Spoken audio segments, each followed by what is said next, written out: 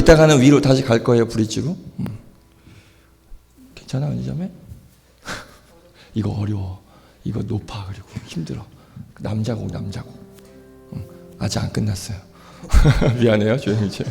한 곡만 더 빨리 합시다. 시간 없으니까 딱 1절만 맞춰볼게. 소망 없는 내 삶.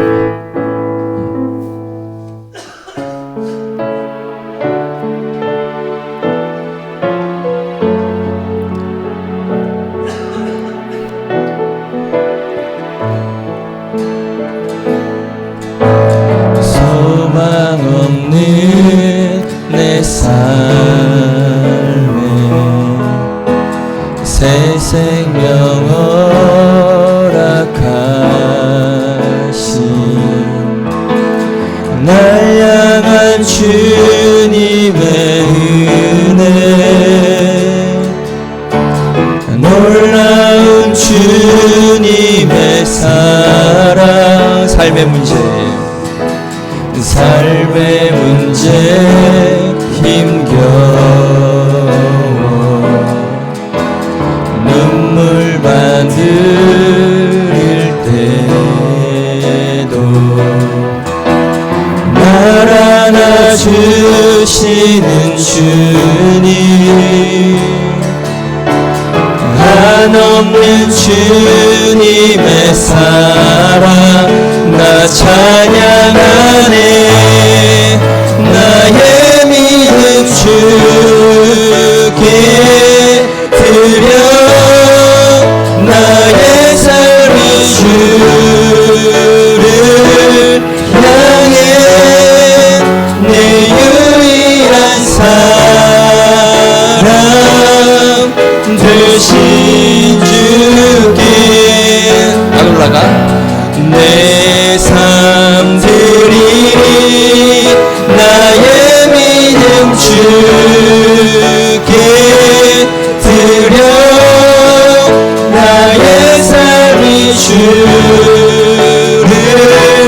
향해 내 유일한 사랑 올라가 대신 주께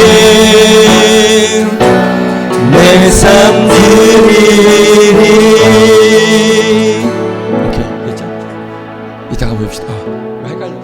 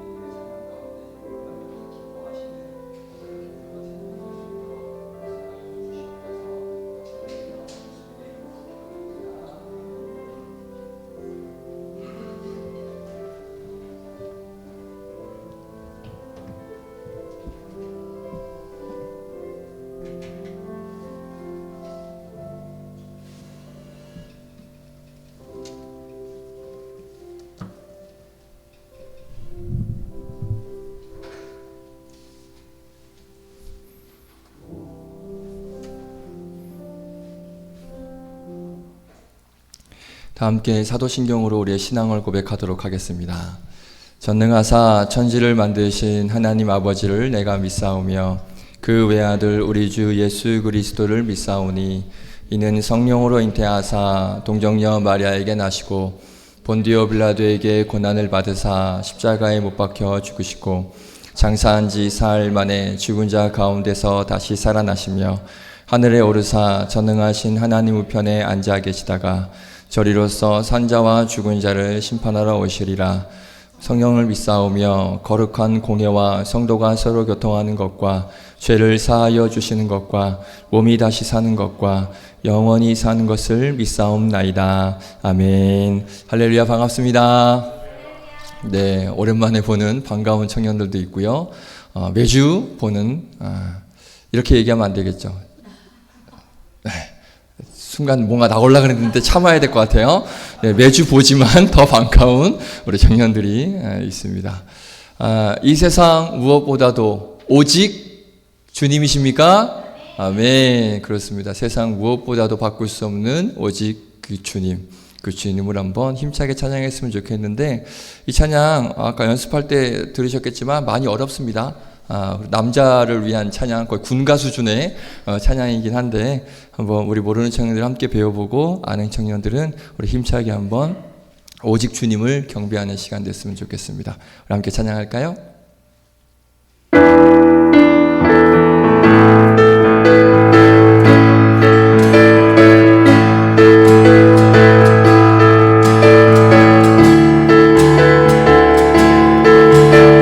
함께 박수 치면서 박수. 내 모습 연약할 때, 내 모습 연약할 때 주내 감싸네. 연약한 나를 최고로 세우시네. 내 영혼 충만하고 내 영혼 충만하고 내 마음 감동해. 연약한 나를 최고로 세우시네. 한 번 더. 내 모습 연약할 때, 내 모습 연약할 때 주내 감싸네. 연약한 나를 최고로 세우시네. 아멘. 내 영혼 충만하고 내 마음 감동해. 연약한 나를 최고로 세우시네. 믿으십니까? 나의 미래 주소네. 내 꿈을 찾았네. 주 없이 나의 삶에 의미가 없네. 주님의 나라, 주님의 나라 거두리라. 내 모든 것들이네. 이 세상 그 무엇보다 오직 주, 지금 내 안에 계신 주, 주의 빛 세상 보도록 약한 내 모습 사라져.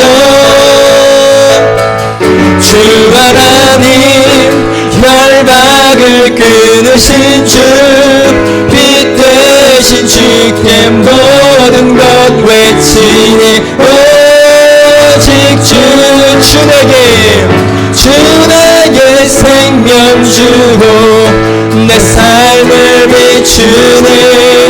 세상 모든 영광 드린 주님께. 주님의 나라, 주님의 나라 거두리라. 내 모든 것들이 내 이 세상 그 무엇보다 오직 주, 지금 내 안에 계신 주, 주의 빛 세상 보도록 약한 내 모습 사라져. 주 하나님 혈박을 끊으신 주, 빛 되신 주께 모든 것 외치네. 오직 주. 자, 이렇게 찬양합니다.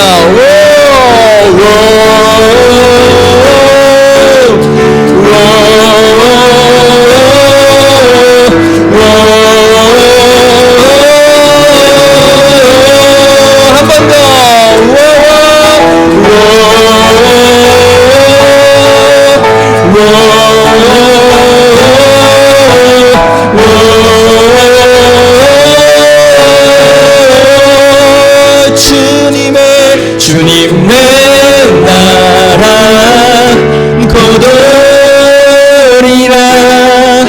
내 모든 것들이 함께 이 세상 그 무엇보다 오직 주, 지금 내 안에 계신 주, 주의 빛 세상 보도록 약한 내 모습 사라져.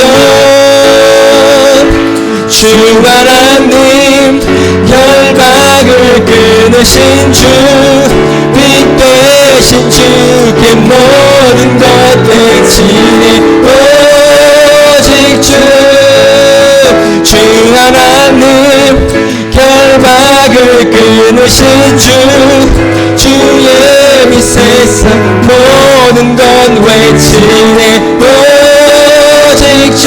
마지막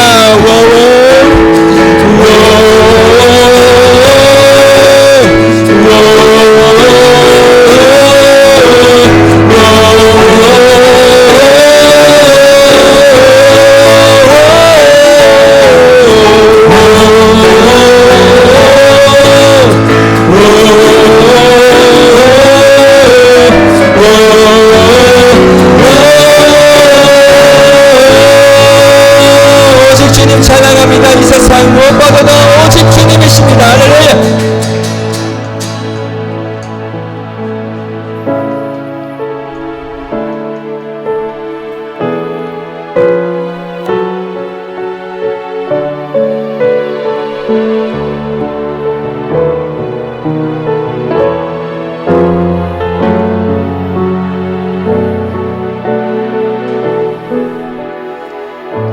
소망 없는 내 삶에, 소망 없는 내 삶에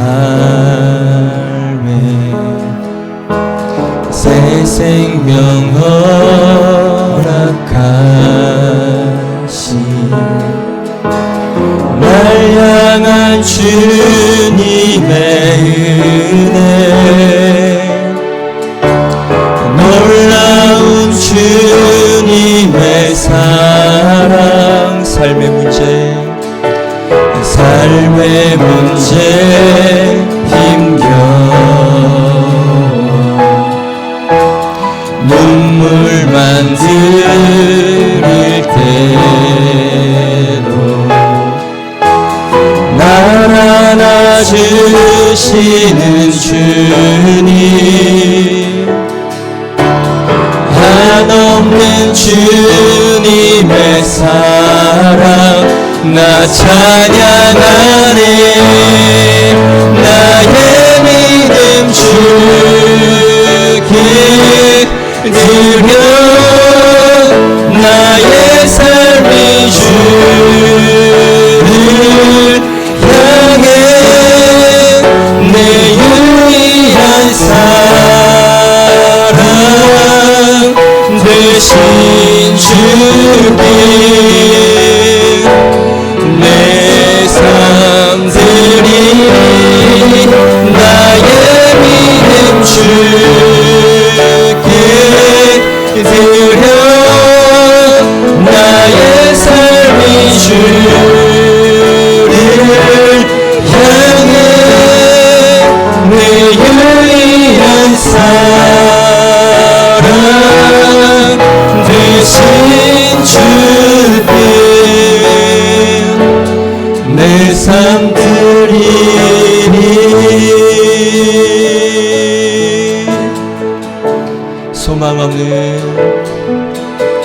소망 없는 내 삶에 새 생명 허락하신 날 향한 주님의 은혜, 놀라운 주님의 사랑, 삶의 문제 힘겨워 눈물만 흘릴 때도 날 안아주 주님, 한없는 주님의, 다 함께 찬양합니다. 나 찬양하리, 나의 믿음 주께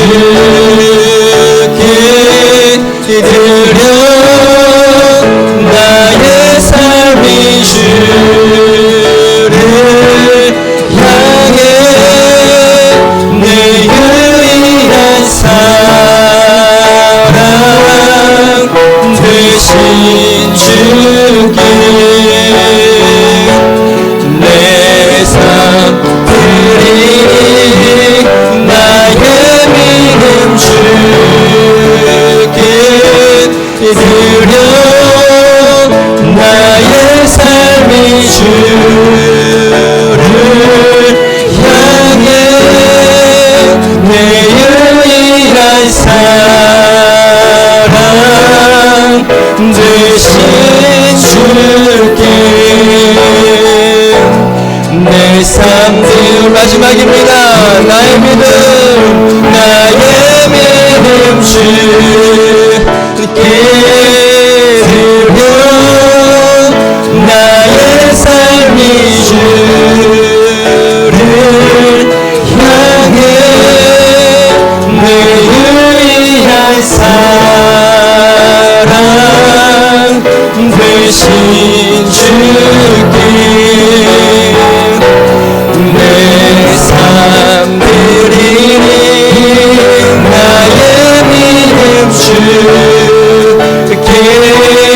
드려, 나의 삶이 주를 향해 내 유일한 사랑 되신 주께 내 삶 드리리. 그렇습니다. 이 시간도 오늘 예배할 때 나의 유일한 사랑, 세상 무엇보다도 오직 주, 그 주님께 우리의 마음을 다한 예배로 나아가는 귀한 예배 시간이 되게 하여 주시고, 우리 청년들 한 영혼 한 영혼에게 오늘 주시고자 하시는 귀한 하나님 말씀이 음성으로 들려지고, 그래서 그 말씀을 통하여서 삶의 결단과 믿음의 고백을 가지고 나아가는 귀한 시간 될 수 있게 해달라고 예배를 위해서 함께 기도하며 나아가겠습니다. 함께 기도하겠습니다. 주님, 오늘도 감사합니다. 오늘도 우리 나의 유일한 사랑이 되시며 세상 무엇보다도 바로 그 오직 주님이신 그 주님 앞에 우리의 마음을 다한 예배로 나아갑니다. 하나님, 오늘도 예배 가운데 우리를 불러주시고 귀한 예배를 통하여서 하나님 말씀하여 주실 때 그 말씀이 우리에게 들려지게 하여 주시옵시고, 말씀을 통하여서 하나님의 거룩한 그런 뜻과 하나님의 일하심과 하나님의 계획하심, 하나님의 인도하심을 보게 되고 알게 되고 깨닫게 되는 은혜의 시간이 되게 하여 주시고, 말씀을 통한 그런 깨달음을 통하여서 우리의 삶에 고백과 결단이 있는 예배가 되게 하여 주시옵소서. 오늘 우리 청년들이 함께 모여 예배드리는 예배 가운데 풍성한 은혜 하나님께서 주시고 또 임재하여 주실 줄로 믿고 감사드립니다. 모든 말씀 예수님의 이름으로 기도드립니다.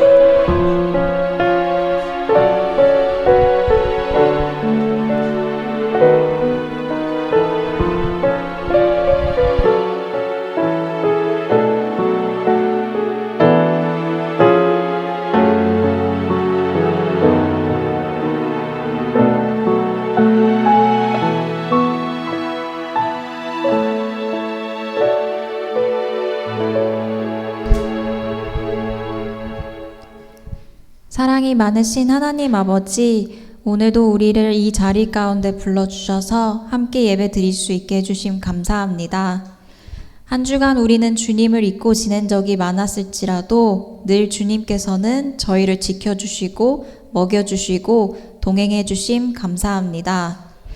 주님, 세상이 약해지는 건지 저희가 주님과 멀어지는 건지 주님의 자녀라고 입술로는 고백하지만 우리의 삶의 모습 가운데 주님의 자녀답지 못하고 세상의 사람들보다 더 불안해하고 시기하며 미워하며 분노했던 죄인된 우리들의 모습들이 너무 많음을 고백합니다.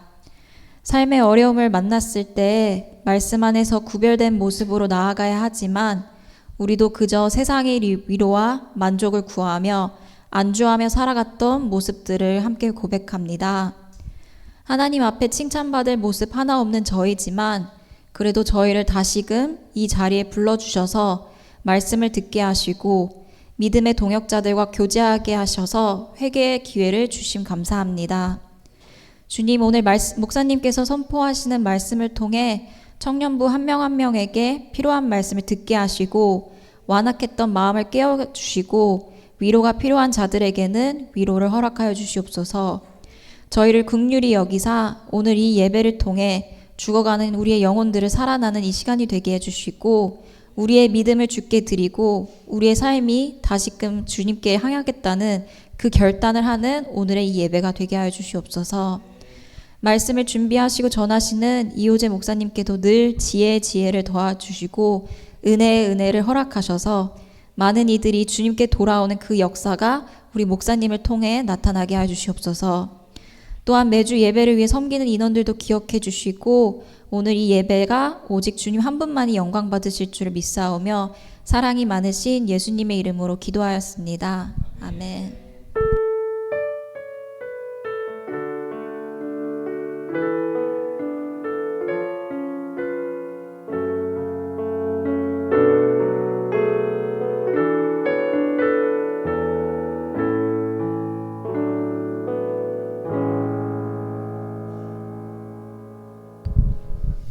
기도 감사합니다. 하나님 말씀 보겠습니다. 신약성경 마가복음입니다. 마가복음 4장 13절부터 20절까지 말씀입니다.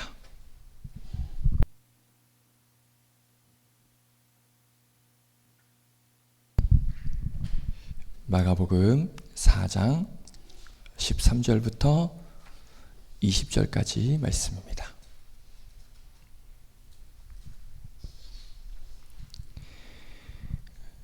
마가복음 4장 13절부터 20절 말씀 교독하도록 하겠습니다. 제가 읽고 여러분 읽고 마지막 절은 같이 읽겠습니다. 13절부터 제가 읽겠습니다.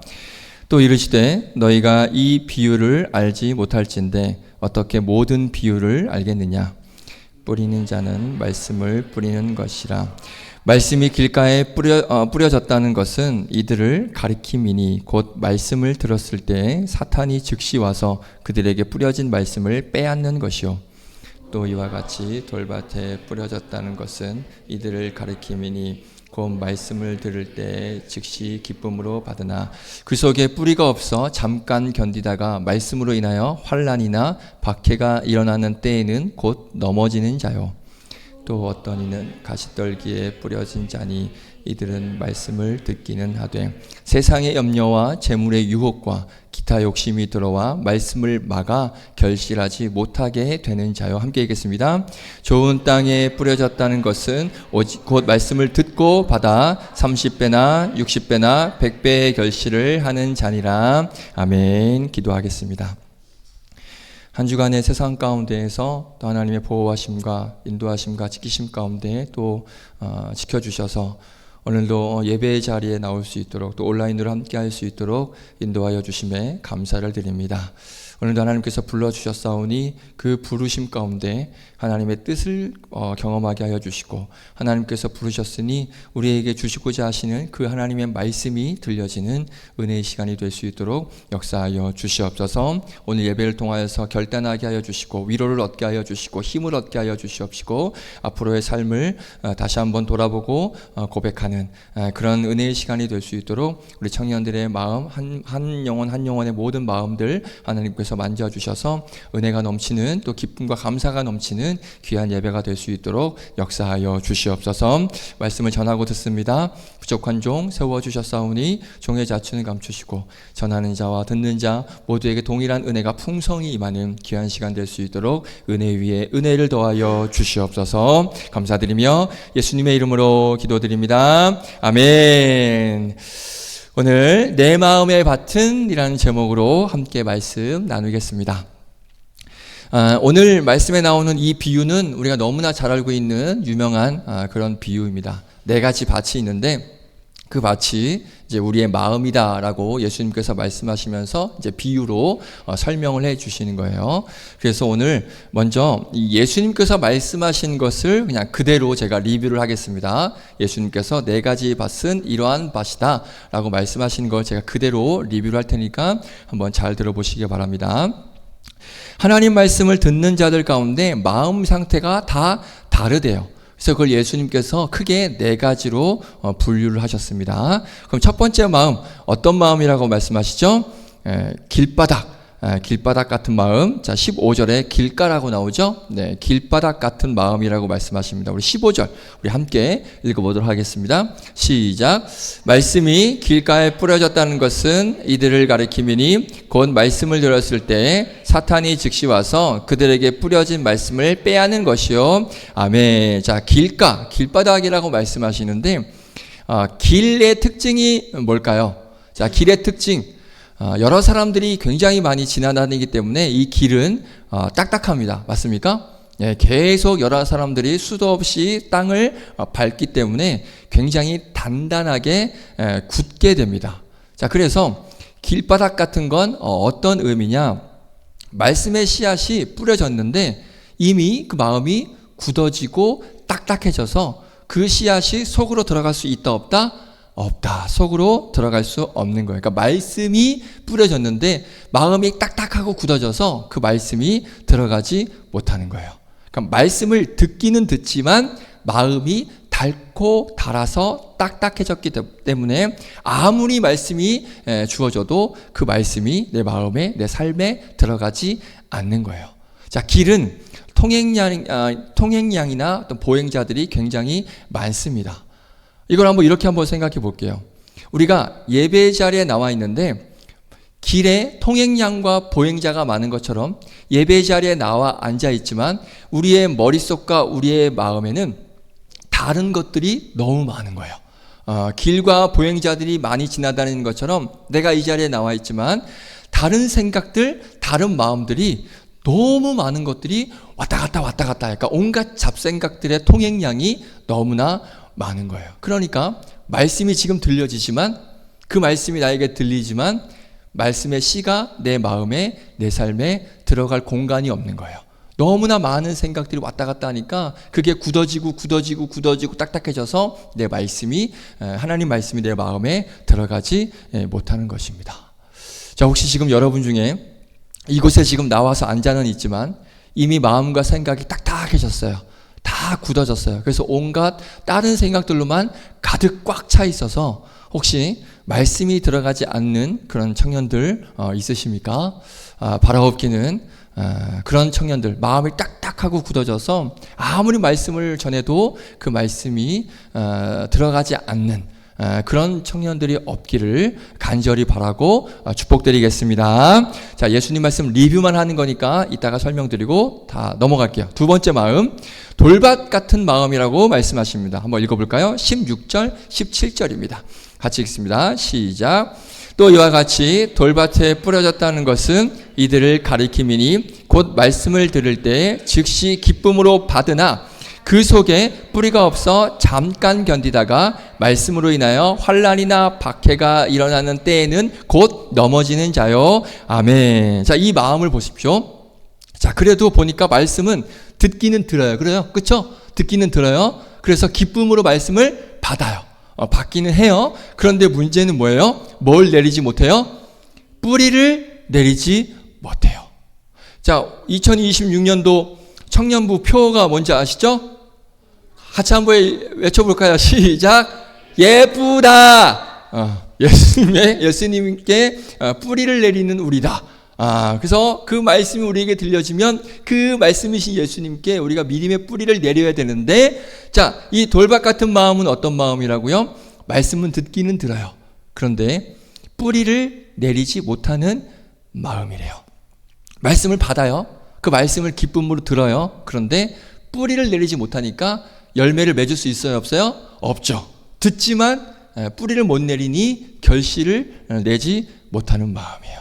자, 여러분 중에 이런 마음이 없기를 축복드리겠습니다. 지금 말씀은 잘 들어요. 그래서 너무 좋아, 기뻐. 그런데 결실이 나지 않아. 열매가 없어요. 여러분들 중에 이런 청년이 없기를 다시 한번 축복드리겠습니다. 자, 세 번째 마음 볼까요? 세 번째 마음 어떤 마음이죠? 가시떨기, 쉽게 말하면 가시밭입니다. 가시밭 같은 마음이에요. 우리 18절 19절 볼까요? 18절 19절. 그러니까 아는데 대답을 안 하는 거죠. 알지만 창피해 말하기가, 그치? 그래서 다 아이라서 그렇죠? 자, 18절 19절 같이 읽어보겠습니다. 시작. 또 어떤 이는 가시떨기에 뿌려진 자니 이들은 말씀을 듣기는 하되 세상의 염려와 재물의 유혹과 기타 욕심이 들어와 말씀을 막아 결실하지 못하게 되는 자요. 아멘. 자, 이 마음도 보니까 말씀을 들어요. 그리고 더 나아가서 보니까 뿌려진 자래, 그러니까 뿌리도 내려요. 그런데 다른 게 들어와 버려서 섞여버리는 바람에 그 말씀을 막아서 결국엔 결실을 내지 못하는 마음이에요. 이해됐어요? 자, 말씀이 들려요. 그래서 뿌리를 내리는 것 같아요. 그런데 그 외에 다른 것들이 너무나 많이 들어와서 그 말씀에서 뿌리 내리는 그 말씀이 열매가 맺혀지는 데 있어서 너무나 많은 방해가 있는 거예요. 그래서 결실을 내지 못하는 거예요. 보니까 아마도 우리 중에 이런 마음이 많을 것 같아요. 여러분들 중에 이런 마음이 제일 많을 것 같아요. 뭔가 말씀도 듣고 기쁨으로 받고 뿌리도 내리는 것 같은데 다른 게 들어와서 결국엔 열매를 맺지 못하게 막아버리는 이런 마음이 아마 여러분들 중에 많지 않을까 생각이 되어지는데, 이 또한 여러분들에게 이런 마음이 없기를 축복드리겠습니다. 자, 그럼 마지막 네 번째 마음 어떤 땅이죠? 좋은 땅 마음이에요. 20절 같이 읽어봅니다. 시작. 좋은 땅에 뿌려졌다는 것은 곧 말씀을 듣고 받아 30배나 60배나 100배의 결실을 하는 자니라. 아멘. 자, 말씀을 들어요. 근데 그 말씀이 잘 뿌리 내려서 인생에서 결실을 맺는 거예요. 열매를 맺게 되는 거예요. 그러니까 가장 이상적인 믿음과 신앙생활이라고 보는 거죠. 그러니까 말씀이 들려지고 그 말씀이 내 마음밭에 잘 심겨져서 뿌리 내리고 그 뿌리 내림으로 인해서 이제 열매가 풍성하게 맺혀지는 가장 이상적인 아름다운 신앙생활입니다.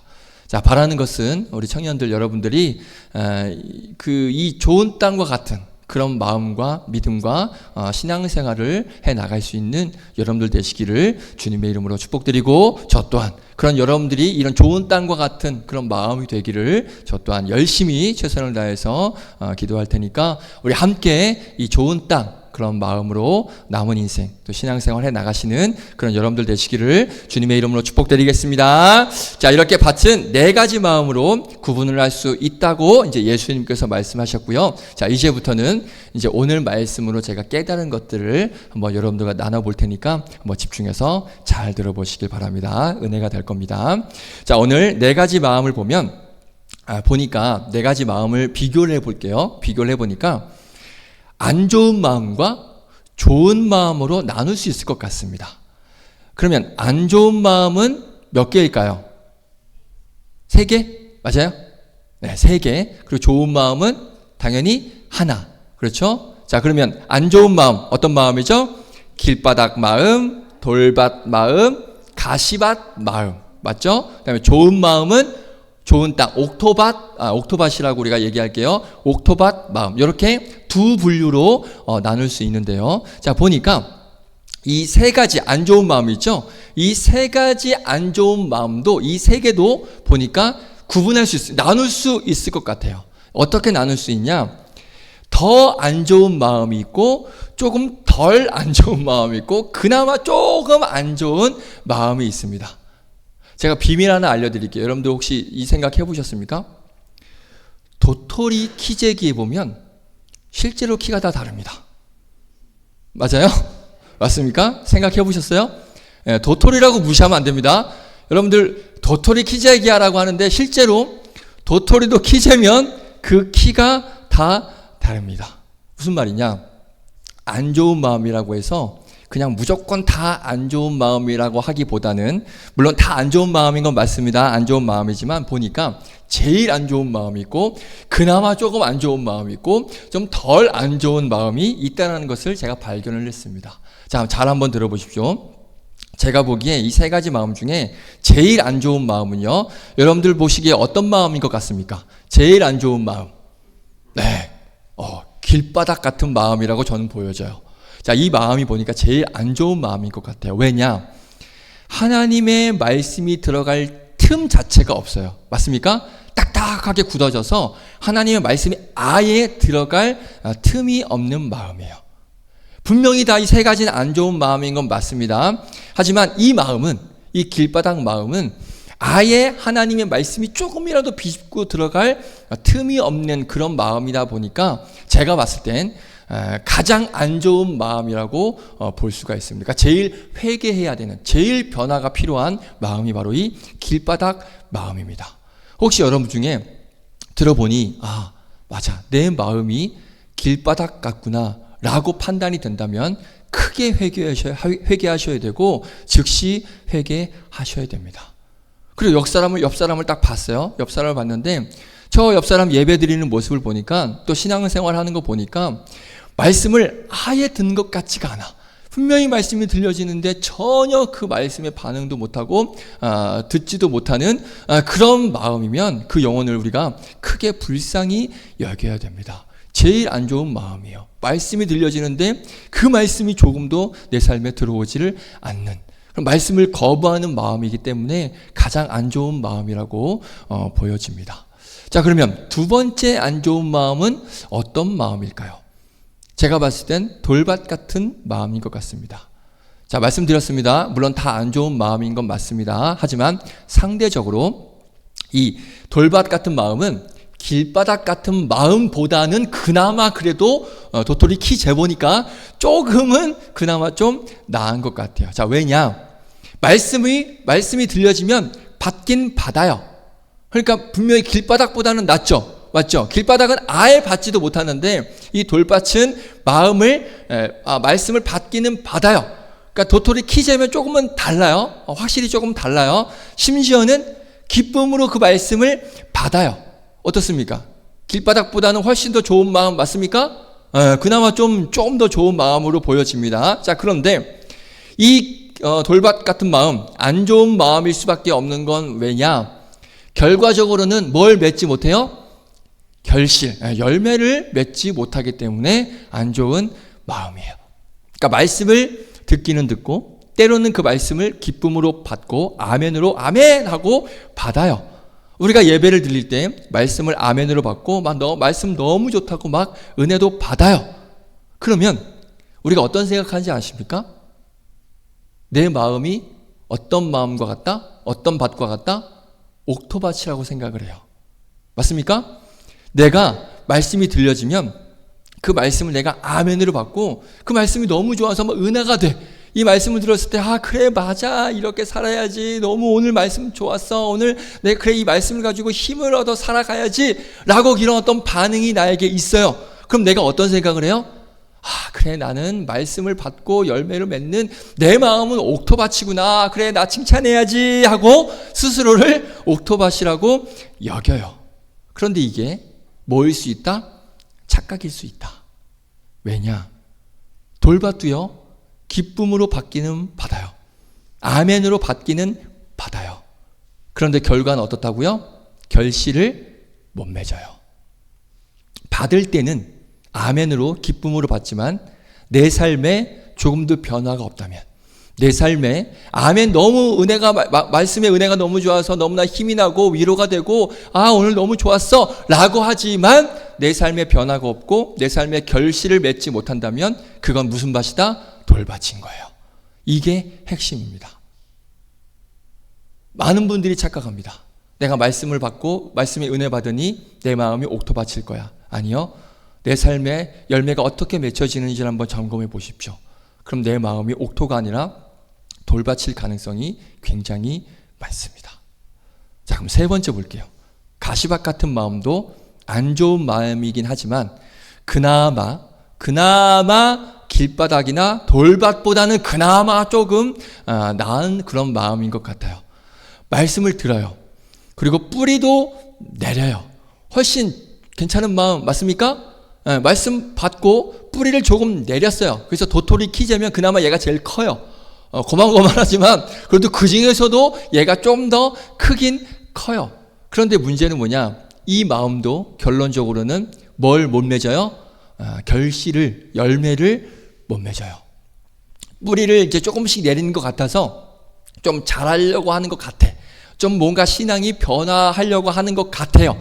그런데 돌아보니 세상의 염려, 재물의 유혹, 기타 욕심이 그걸 막아. 그런 온갖 그런 생각과 그런 마음으로 내 성장, 내 열매 맺는 걸 막아버려요. 그렇기 때문에 결과적으로는 결실을 못 맺는 거예요. 이 차이가 있습니다. 자, 이렇게 세 가지 마음을 비교해 보면 조금 더 나은 마음이 있다라고 볼 수는 있지만 가장 중요한 결론, 결실을 맺지 못한다는 것, 이게 핵심이고 이게 중요한 것입니다. 우리가 이걸 좀 정확하게 기억했으면 좋겠습니다. 자, 또 보니까 제가 묵상하면서 뭘 느꼈냐면 네 가지 마음 중에 한 가지 마음만 즉각적으로 확인이 가능한 마음이에요.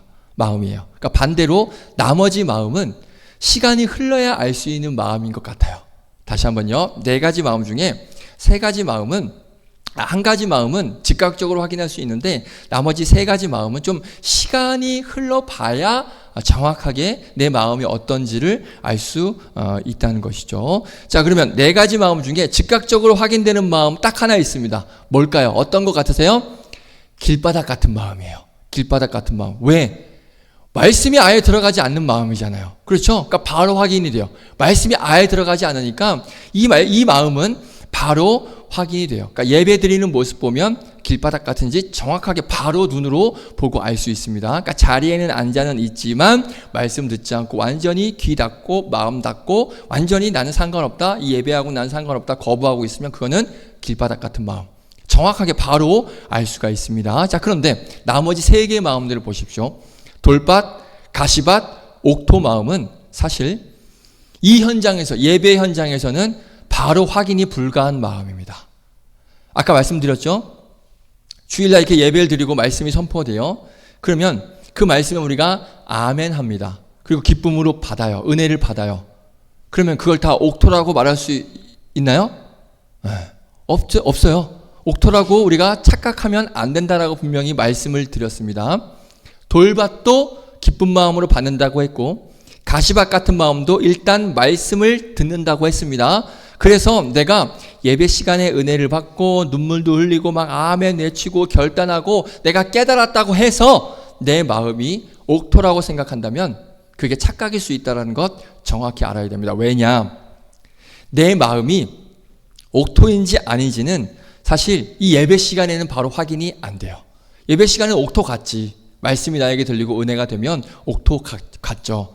그런데 이 상태에서 오늘 예배 이 시간에는 옥토인지 아닌지는 바로 확인이 불가. 말씀 듣는 그 현장에서는 확인 불가. 자, 그래서 이 세 마음 중에 내가 어느 마음인지는 언제 확인이 되냐? 사실 주중에 확인이 됩니다. 일상에서 확인이 돼요. 쉽게 말할게요. 오늘 예배를 드렸죠? 내일 가봐야 정확하게 내 마음이 어떤지 알 수 있습니다. 주일에 오늘 말씀을 듣고 아멘하고 은혜를 받았습니다. 그런데 내일 갑자기 큰 시련이 나에게 닥쳐왔어요. 오늘까지 잘 지내던 남자친구, 여자친구가 내일 갑자기 헤어지재. 그럼 내 마음이 어떤 마음이 될까요? 예수가 뭐고 다 필요 없다. 나는 이제 이 세상 등질난다. 이렇게 하면 그건 무슨 마음이죠? 돌밭 같은 마음이에요. 볼까요? 16절, 17절 다시 한번 볼게요. 16절, 17절 다시 읽습니다. 시작. 또 이와 같이 돌밭에 뿌려졌다는 것은 이들을 가리킴이니 곧 말씀을 들을 때 즉시 기쁨으로 받으나, 그러니까 아멘하고 은혜를 받았어요. 그런데 어떻게 돼요? 17절 시작. 그 속에 뿌리가 없어 잠깐 견디다가 말씀으로 인하여 환난이나 박해가 일어나는 때에는 어떻게 된대요? 곧 넘어지는 자요. 아멘. 그러니까 말씀을 기쁨으로 받지만, 오늘 말씀을 기쁨으로 받지만 내일 나에게 시련이 오면 그 시련 때문에 넘어지는 거예요. 그러면 내 마음은 어떤 밭이다? 돌밭과 같은 마음인 거예요. 지금 이 시간에는 내가 옥토 같지요. 옥토 같지만 내일 돼서 내가 시련이 닥쳤을 때 내가 넘어지는 걸 보면 아, 나는 옥토가 아니구나, 돌밭이구나, 그렇게 우리가 알 수가 있는 거죠. 자, 가시밭도 마찬가지입니다. 주일에 오늘 말씀을 듣고 아멘하고 회개해서 그 말씀의 그 뿌리가 살짝 내 삶에 내렸어요. 그런데 주중돼 보니까 먹고 사는 문제로 내가 막 걱정하고 고민하고, 심지어는 금요일 밤에 가서 막 회식 가서 막 술 막 부어라 마셔라 하고 온갖 다른 욕심과 뭐 재물의 욕심과 많은 것들이 다 들어와요. 그래서 그것 때문에 막 힘들어. 막 그것 때문에 막 정신없이 살아가. 그럼 내 마음은 뭐예요? 자, 18절, 19절 정확하게 말씀하고 있죠? 같이 읽습니다. 시작. 또 어떤 이는 가시떨기에 뿌려진 자니 이들은 말씀을 듣기는 하되, 그렇죠? 말씀을 들었어요. 아멘 했어요. 은혜 받았어요. 그런데 주중에 어떤 일이 벌어져요? 19절 시작. 세상의 염려와 재물의 유혹과 기타 욕심이 들어와 말씀을 막아 결실하지 못하게 되는 자요. 아멘. 그렇죠? 내가 그렇다면 오늘 은혜를 받았지만 주중에 살아가면서 온갖 걱정 의심이 다 찾아와요. 그래서 힘들다 막 울고 불고, 그리고 막 재물의 유혹, 뭐 세상의 유혹 못 이기고 막 이것저것 뭐 부어라 마셔라 뭐 할 거 다 하고, 뭐 기타 욕심 막 들어와서 내가 은혜 가운데 나아가는데 나를 막는 것들이 너무나 많아요. 그럼 무슨 밭이에요? 내 마음은 가시밭 마음 같은 거예요. 지내봐야 압니다. 일상을 살아봐야 내 마음밭을 알 수가 있는 것이죠. 오늘 내가 말씀으로 잠시 기쁨으로 그 말씀을 받았다고 해서 내 마음이 옥토라고 착각하면 안 됩니다. 주중을 지내다 보면 내 마음의 뭔지가 정확히 드러나는 거예요. 돌밭일 수 있고 가시밭일 수 있고 두 개 다일 수도 있는 것이죠. 그런데 주중이 지나고 일주일이 지나도 시간이 지나도 그 말씀, 오늘 들은 말씀이 막 내 속에서 계속 역사하고 살아있고 결실이 나타나면, 그래서 그 말씀을 가지고 내가 어떤 환경과 어떤 상황에 있다 할지라도 다 이겨내고 믿음으로 이겨내고 넘어지지 않고, 그리고 그 다음 주에 또 와서 말씀 듣고 힘을 얻고 살아가면 그건 내 마음이 어떤 밭으로 변한 거예요? 옥토밭으로 변했다라고 우리가 증명을 할 수 있는 것입니다.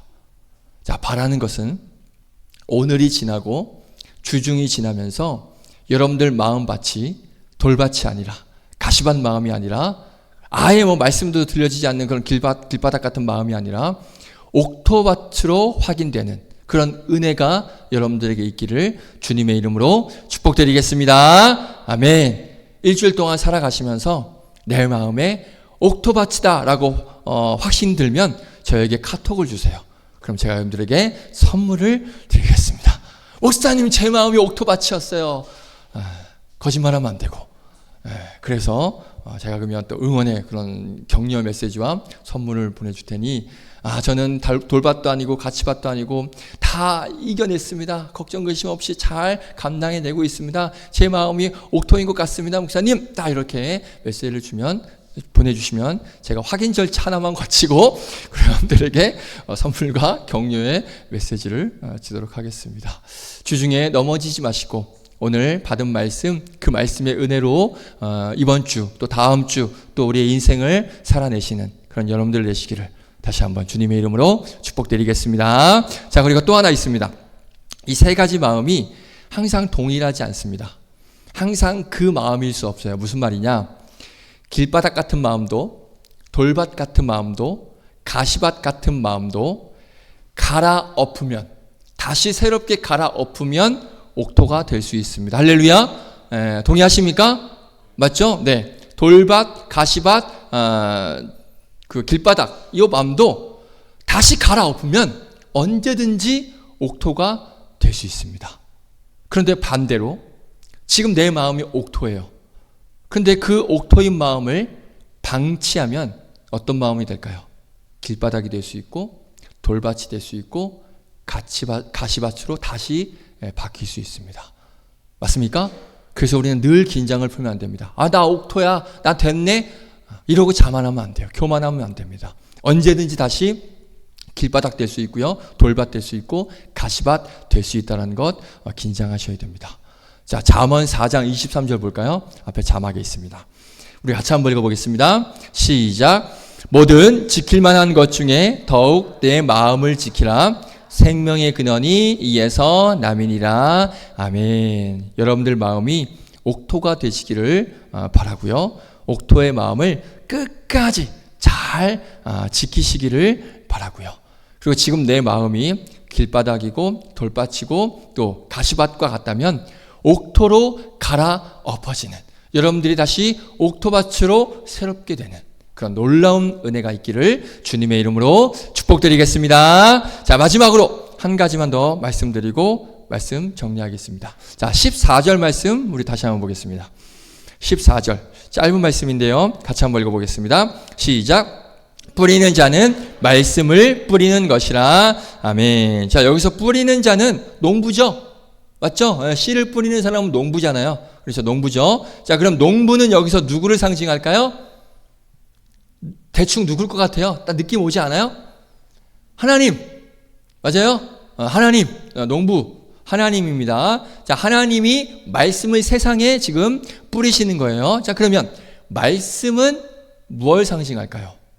자, 말 그대로 말씀일 수 있습니다. 하나님 말씀일 수 있습니다. 자, 그런데 더 깊은 의미가 있죠. 요한복음 1장 14절 자막에 있습니다. 요한복음 1장 14절 같이 읽습니다. 시작. 말씀이 육신이 되어 우리 가운데 거하시며 우리가 그의 영광을 보니 아버지의 독생자의 영광이요 은혜와 진리가 충만하더라. 아멘. 자, 육신 되신 말씀 누구십니까? 예수님. 그렇죠. 독생자 정확하게 나오고 있습니다. 말씀은 예수님이에요. 무슨 말입니까? 정리할게요. 농부이신 하나님이 예수님을 온 세상 우리 모두에게 씨를 뿌리듯이 그 예수님을 보내시는 거예요. 아멘이시죠? 아멘이시죠? 아멘. 맞습니다.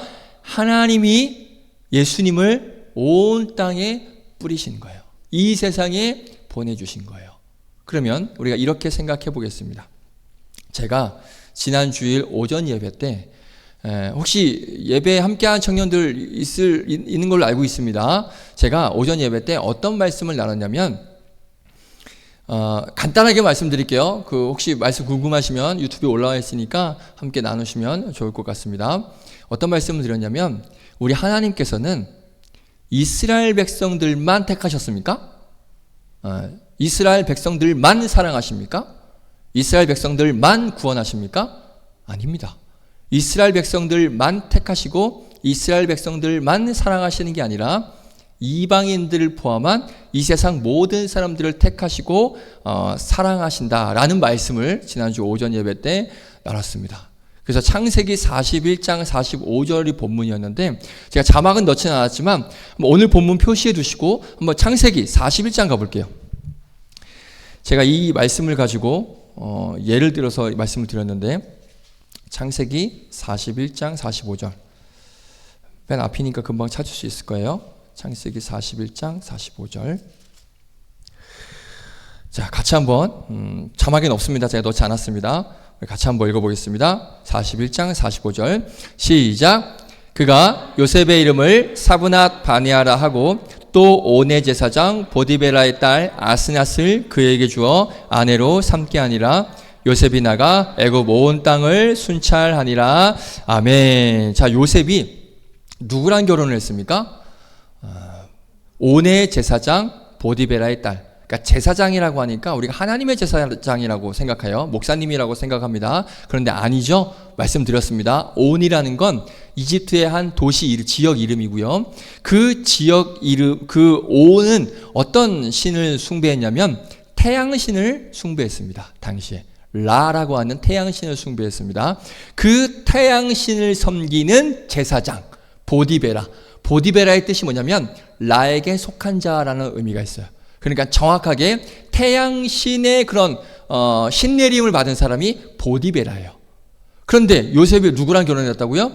그 보디베라의 딸. 우리 정서로 말씀드릴게요. 제가 지난주에도 이렇게 말씀드렸는데 무당의 딸.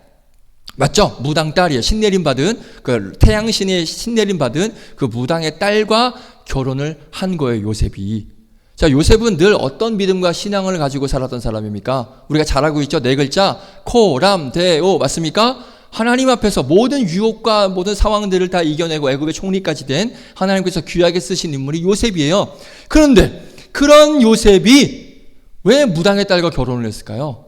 물론 바로왕의 명령이 있었습니다. 하지만 요셉이 바로왕의 명령을 나는 왕의 명령은 못 이깁니다. 하나님 미안해요 하고 이럴 사람이었습니까? 요셉은 그런 인물이 아닙니다. 그럼에도 불구하고 이 요셉이 이방인 딸, 그것도 무당의 딸과 결혼한 것은 무슨 의미냐? 무성한 가지가 담을 넘게 하신 거예요. 요셉에 대한 말씀이 정확히 나옵니다. 무성한 가지가 담을 넘어도다. 이게 요셉에 대한 말씀이 뒤에 나오거든요. 그러니까 하나님께서는 무성한 그 가지가 담을 넘게 하셔서 이스라엘 백성들만 구원하시는 게 아니라 누구도 구원하신다? 이런 무당 자식들, 그러니까 이방인들도 구원하시기 위한 계획의 시작이 이 요셉이 무당의 딸과 결혼한 것이다 라고 주일 오전에 말씀을 드렸습니다. 재밌겠죠? 그렇죠? 재밌겠죠? 꼭 집에 가서 들어보세요. 재밌어요. 그래서 이 무당의 딸과 요셉이 결혼해서 낳은 아들이 있습니다. 그 두 아들 이름 기억나요? 누굴까요? 요셉의 아들 2명, 므낫세와 에브라임. 이 므낫세와 에브라임이 나중에 이스라엘의 12지파 중에 2지파가 됩니다. 누구랑 결혼해서? 무당의 딸과 결혼해서 이스라엘 12지파가 생겨나온 거예요. 이게 요셉이 무당의 딸과 결혼하게 되는 하나님의 놀라우신 계획이에요. 이스라엘 백성들만 내가 택하고 사랑할 게 아니라 구원할 게 아니라 이방인들도 내가 구원하겠다. 이게 하나님의 구원 계획이었습니다. 그리고 또 하나 제가 말씀드렸어요. 예수님이 갈릴리로 가실 때 이스라엘 사람들은 절대 가지 않는 지역, 절대 그 땅에는 발도 붙이지 않는 그 땅이 있습니다. 어떤 땅인지 아세요? 사마리아 땅. 기억나십니까? 사마리아 땅. 이스라엘 사람들은 이 땅을 죽었다 깨도 안 가요. 그런데 예수님은 이 땅을 갈까요, 안 갈까요? 가세요. 왜 가실까요? 누구 만나시기 위해서? 사마리아에 있는 우물가의 한 여인. 절망과 아픔과 그런 슬픔 가운데 있는 그 한 여인을 만나시기 위해서 아무도 가지 않는 사마리아 땅을 가십니다. 그래서 그 여인에게 찾아가셔서 영원히 목마르지 않는 샘물을 내가 너희에게 주리라 하고 그 여인을 회복시키시고 돌아오세요. 그래서 그 땅에 예수님은 직접 가십니다. 무슨 말입니까? 이방인들도 절대 포기하지 않으시는 그 예수님의 사랑을 우리가 알 수 있다라고 제가 지난주에 말씀을 드렸습니다. 또 하나 말씀드린 게 뭐냐?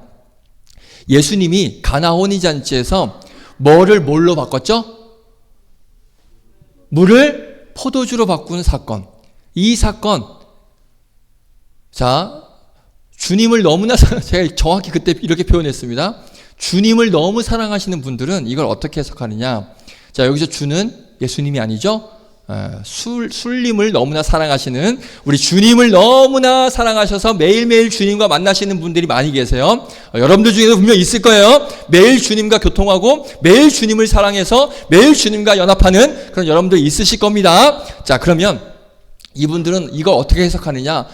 예수님이 물을 포도주로 바꿨으니, 물을 술로 바꿨으니 예수님도 술을 좋아하셨어. 이렇게 해석하는 그런 XX 같은 사람들이 있어요. 이게 그 의미입니까? 예수님께서 물을 술로 바꾸셨으니 예수님도 술을 좋아하신 분이야. 그렇게 우리가 받아들일 수 있습니까? 그렇지 않습니다. 자, 물을 포도주로 바꾼 사건은 어떤 의미가 있냐면요. 맹물 같은 그런 보잘것없는 인생을 포도주와 같은 귀한 인생으로 바꾸시겠다라는 예수님의 사인이 들어가 있는 이 기적이 바로 물을 포도주로 바꾸신 사건입니다. 이게 예수님께서 행하신 가장 첫 번째 이적이거든요.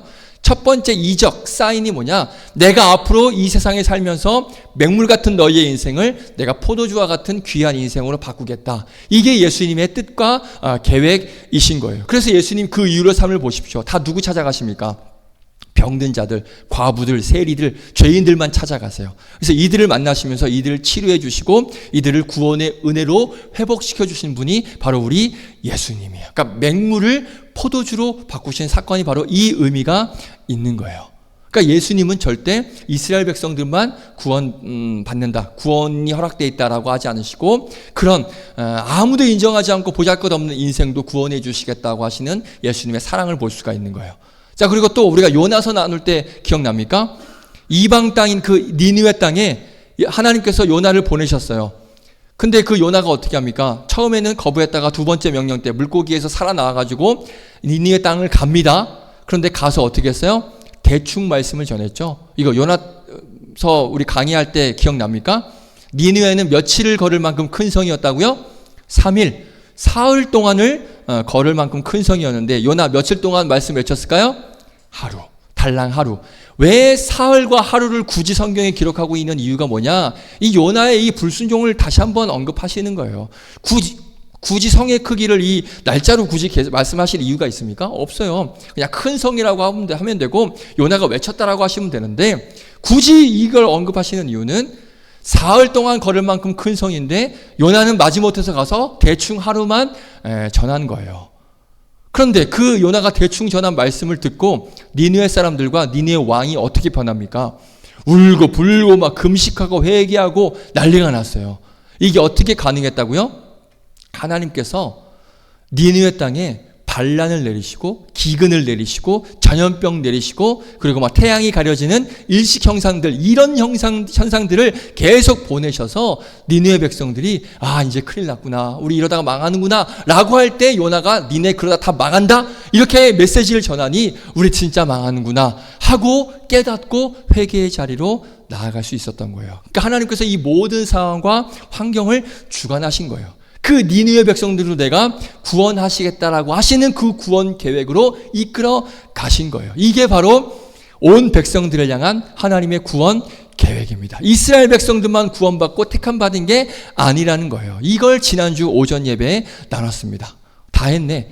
요약만 한 게 아니라 이건 제가 다 한 거예요. 다 했어요. 자, 그런데 놀라운 건 제가 왜 이 말씀 드리냐? 이거 말씀드리고 마칠게요. 오늘 본문에서도 그 사실이 확인이 됩니다. 그 사실이 지난주 나눴던 그 사실이 오늘 본문에서도 확인이 돼요. 자, 잘 보세요. 씨를 뿌리는 농부의 행동을 한번 보십시오. 행동이 조금 이상합니다. 혹시 이 부분 생각해 본 적 있으세요? 말씀 묵상하시다가 이 농부 왜 이러지? 혹시 이런 생각 해보신 분 계십니까? 뭐가 이상하냐? 자, 잘 들어보십시오. 중요합니다.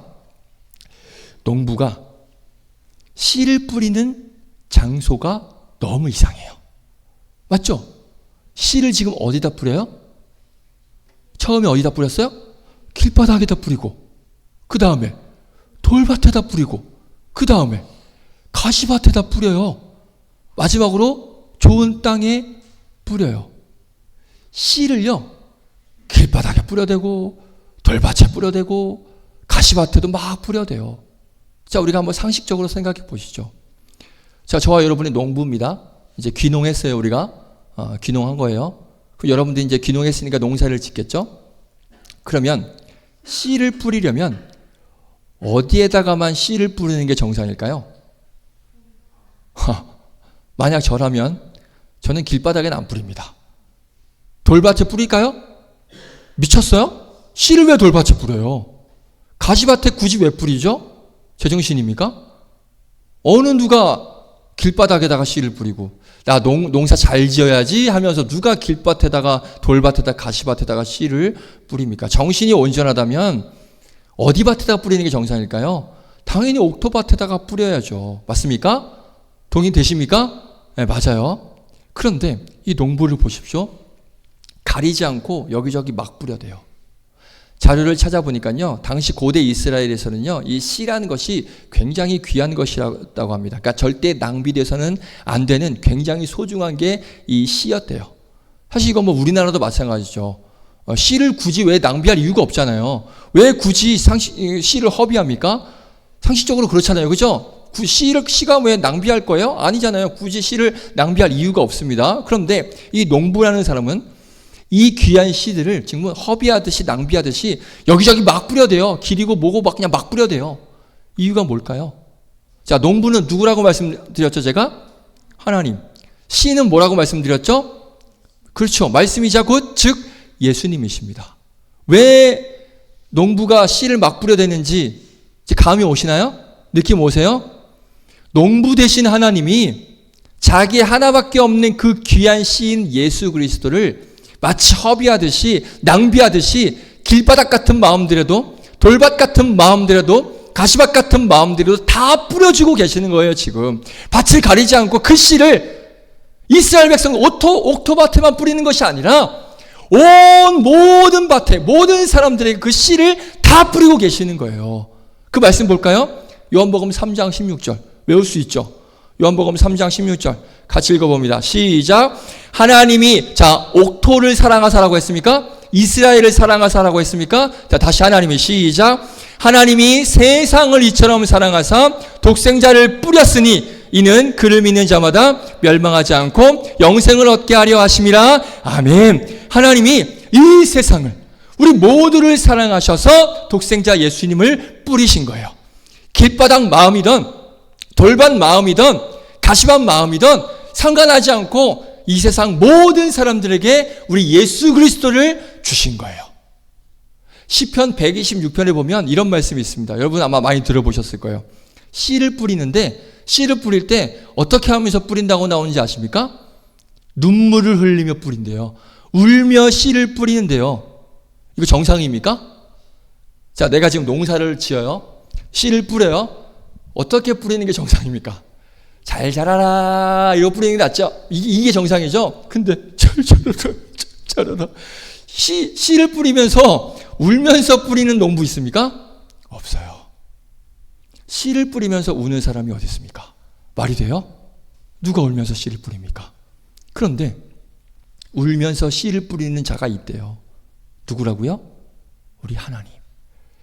우리 하나님이 울면서 독생자 예수 그리스도를, 그 씨를 이 세상 우리 모두에게 뿌리신 거예요.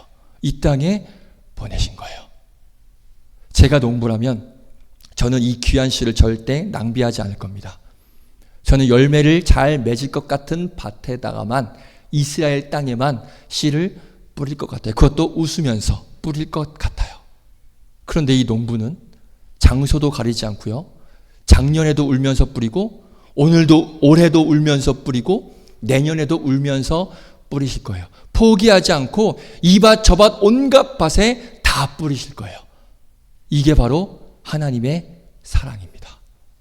이 사랑 때문에 저와 여러분이 여기에 있는 거예요. 아멘이십니까? 아멘. 하나님이 온 열방에 그 씨를 뿌려주셨기 때문에, 그 예수님을 뿌려주셨기 때문에 우리가 여기 있는 거예요. 얼마나 감사하고 귀합니까? 아멘이시죠? 아멘이 안 되나 보네요. 아멘이시죠? 아멘. 지난 주일 오전 예배 설교와 같은 결론으로 마무리 짓겠습니다.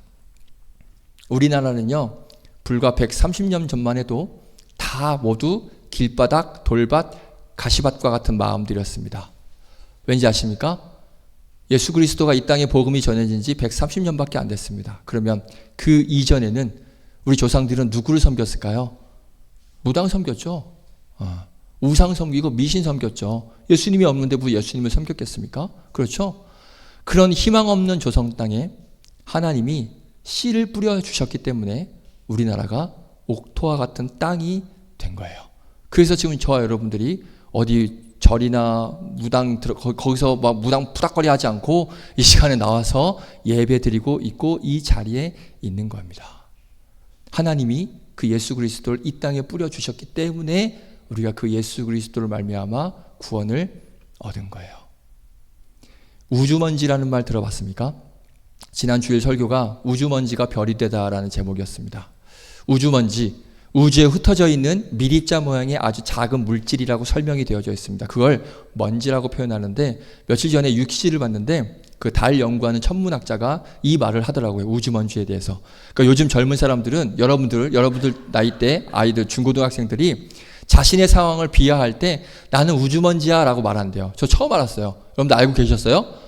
보니까 요즘 애들이 나는 우주먼지야 이렇게 얘기를 한대요. 무슨 말이냐면 이 우주먼지가 그 우주에 떠다니는 굉장히 초라하고 작고 보잘것없는 그런 물질이기도 하고, 그리고 우주에서 이렇게 보면 인간이란 존재는 그러니까 우주먼지와 같은 작은 먼지에 불과하다는 거예요. 그래서 스스로 내가 초라하고 나는 정말 아무것도 할 수 없는 놈이야. 나는 정말 아무것도 할 수 없어. 뭐 나는 너무 초라해. 나는 작아. 나는 부족해. 라고 스스로 비하할 때 나는 우주먼지 이렇게 생각을 한다는 거예요. 그 전문가가 얘기를 그렇게 하더라고요. 그런데 이 그 작은 우주먼지가 굉장히 나중에 특별한 존재가 된답니다.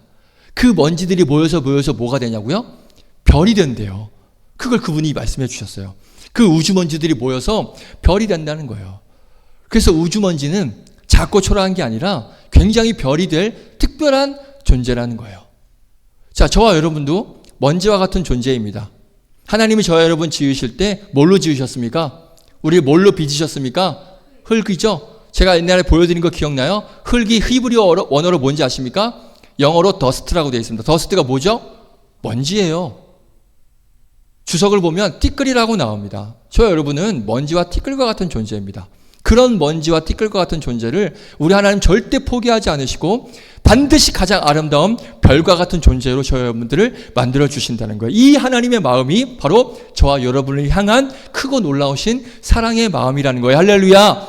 온 백성들을 구원해 주시기 위해서 모든 곳에서 밭 가리지 않아 이 밭 저 밭 모든 곳에 씨를 뿌리시는 그 하나님의 사랑, 그 사랑에 감사해야 될 줄로 믿습니다. 그리고 그 사랑 외면하지 마시기를 축복드리겠습니다. 그래서 앞으로의 남은 인생 그 우리를 사랑하시는 그 하나님의 사랑 외면하지 마시고 그 사랑 절대 버리지 마시고 끝까지 하나님 동행하시면서 하나님의 은혜 아래에 거하시면서 하나님께서 기뻐하시는 가장 기뻐하시는 그런 옥토밭이 되셔서 그런 기뻐하실 만한 모습으로 하루하루 살아내시는 귀한 믿음의 청년들 여러분들 되시기를 주님의 이름으로 축복드리겠습니다. 아멘. 우리 찬양 부르시고 준비하신 헌금 드리겠습니다. 내 삶 드리리 이 시간 함께 이 찬양 드리고 예물 드리겠습니다.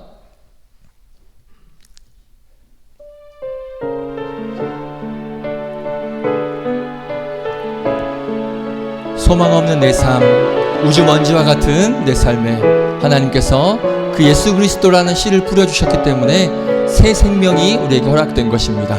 우리가 그 믿음을 가지고 이 시간 함께 찬양하겠습니다.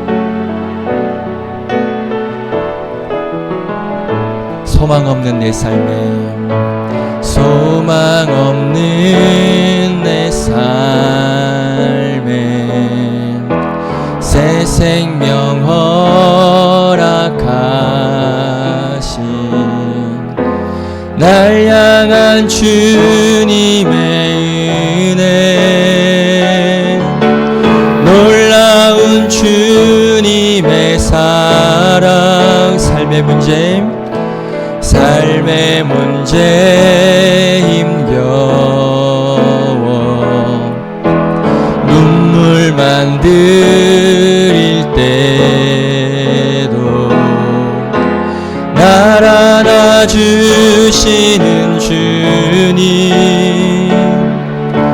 한없는 주님의 사랑 나 찬양하네 나의 믿음 주께 드려 나의 삶이 주를 향해 내 유일한 사랑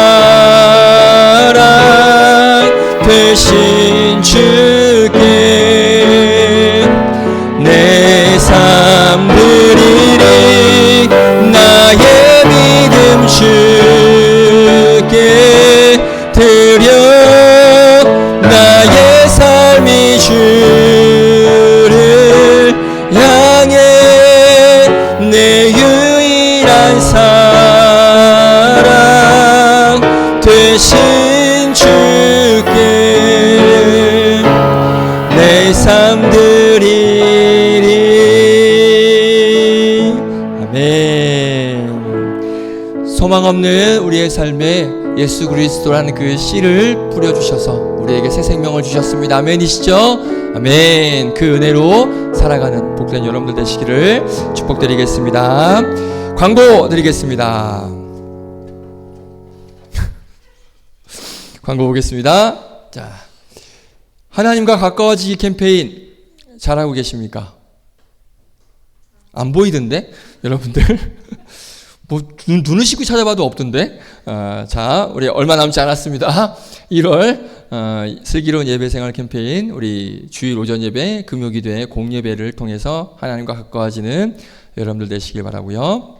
자, 우리 겨울 수련회 2월 8일부터 10일까지입니다. 자, 주제 이렇게 정해봤습니다. 같이 한번 읽어볼까요? 시작. 하나님의 사람이 하나님의 사람에게. 아멘. 사실 이거 지난 여름에 제가 하려고 했던 거예요. 기억나요? 하려고 했는데 요한계시록으로 급하게 제가 뮤지컬을 보고 감동을 받아서 급하게 핸들을 틀어버린 거예요.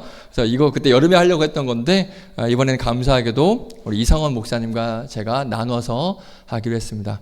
성경에 나오는 인물이, 물론 우리 모든 성경은 예수님을 예표하고 예수님을 향해 기록된 성경 말씀이지만, 하나님께서 성경 인물을 기록하신 것은 그 인물을 통하여서 우리에게 깨닫게 하시고자 하시는 분명히 메시지가 있습니다.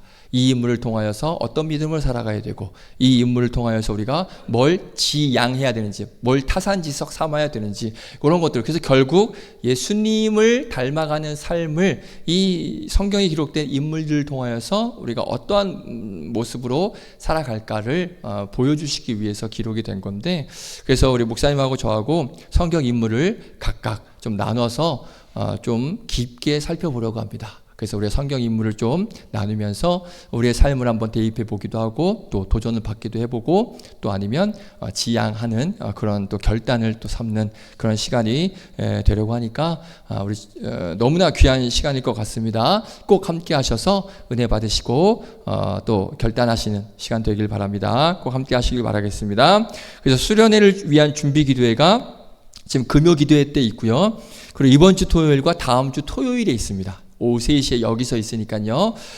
나는 뭐 수련회 안 가는데 그딴 생각하지 마시고 안 가시더라도 함께 하셔서 또 같이 기도하면서 또 수련회에 부어주실 은혜를 함께 나눌 수 있는 그런 시간 되기를 바라겠습니다. 우리 선교 소식 있는데 우리 담임 목사님과 두 분 장로님 잘 마치고 돌아오셨습니다. 자, 신년 사경회도 있습니다. 28일부터 30일까지 비상시대 비상하는 그런 은혜가 준비되어 있으니까요. 함께 오셔서 시간 함께 해주시길 바라겠습니다. 오늘 점심은 홍우숙 권사님 그 장남 결혼식으로 준비해 주셨고요. 기도 제목 카드 아직 못 낸 청년들 있다면 다음 주까지 저에게 기도해 주시면 기도해 드리고요. 안 내면 기도 안 할 거예요.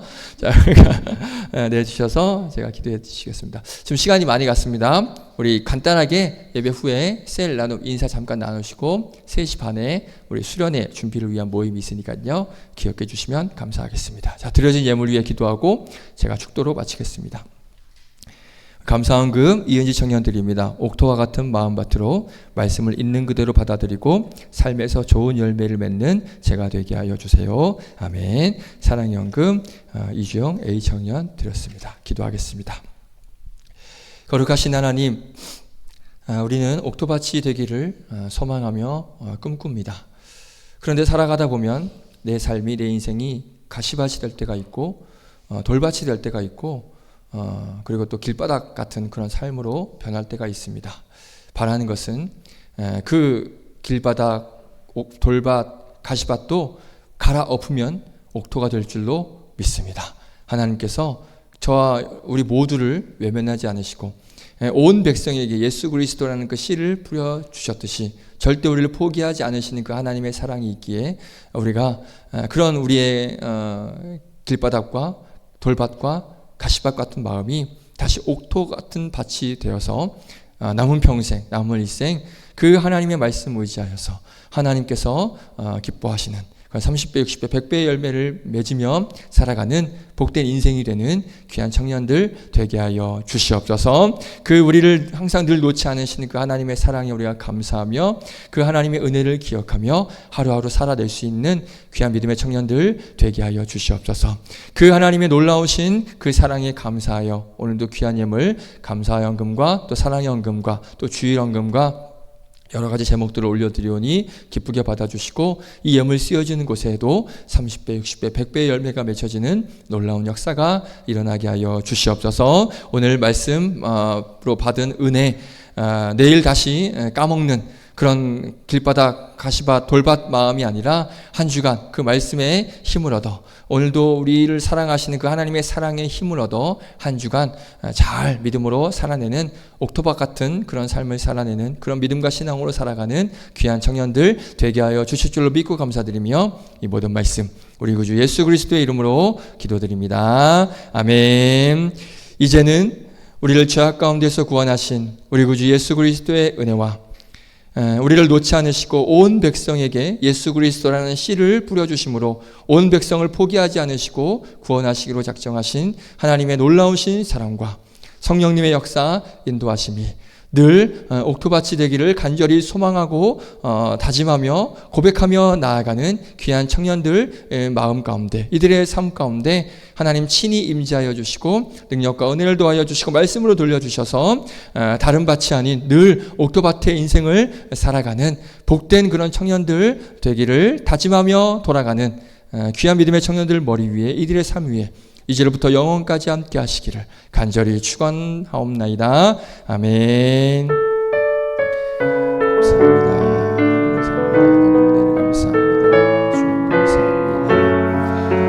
감사합니다. 우리 하나님께 감사의 박수 올려드리겠습니다. 아멘.